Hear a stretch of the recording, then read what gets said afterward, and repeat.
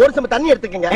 அத தோசைக்கல்ல ஊத்தி அதுக்குன்னு வழக்கமா ஒரு விளக்கமாறு வச்சிருப்பீங்கல்ல, ஆமாங்க, அத அடிப்பக்கமா திருப்பி சரிங்க, வரட்டு வரட்டு வரட்டுன்னு ஒரு 4 இழுப்பு இழுத்து சரிங்க, நல்லா கழுவி விட்டுருங்க. சரிங்க. ஒரு கிண்ண நிறைய மாவு எடுத்து பெரிய ரவுண்டாவும் இல்லாம சின்ன ரவுண்டாவும் இல்லாம பொதுவா ஒரு ரவுண்ட ஊத்தி 4-5 வெங்காயத்தை போட்டு அள்ளி பொடி பொடி பொடியா நறுக்கி அப்படியே மேலாப்ல பரபர தூவி விட்டு, சரிங்க, ஒரு நீளமான கேரட் எடுத்து அதையும் பொடி பொடியா நறுக்கி, சரிங்க, அப்படியே மேலாப்ல பரபர தூவி விட்டு, சரிங்க, ஒரு 16 கரண்டி நெய் எடுத்து, சரிங்க, அதுல 6 கரண்டி நெய்ய உள் சைடு அப்படியே லேசா விளாவி விட்டு, சரிங்க, 10 கரண்டி நெய்ய தோசைக்கு வெளி சைடு அப்படியே மேலாப்ல விளாவி விட்டு, சரிங்க, இட்லி பொடி இருக்கு பாத்தீங்களா, அத அப்படியே அள்ளி மலை சாரல் மாதிரி அதை மேலாப்ல பரபர அப்படியே பேய விட்டு, சரிங்க, பொத்துனாப்ல அப்படி ஒரு பரட்டு இப்படி ஒரு பரட்டு அப்படி பரட்டி விட்டு அப்படியே ரெட்டி கலர்ல முருக விட்டு அழகா மடிச்சு கம கம கமன்னு ஒரு ஊத்த பத்தி எடுத்துட்டு வாங்க. சரிங்க.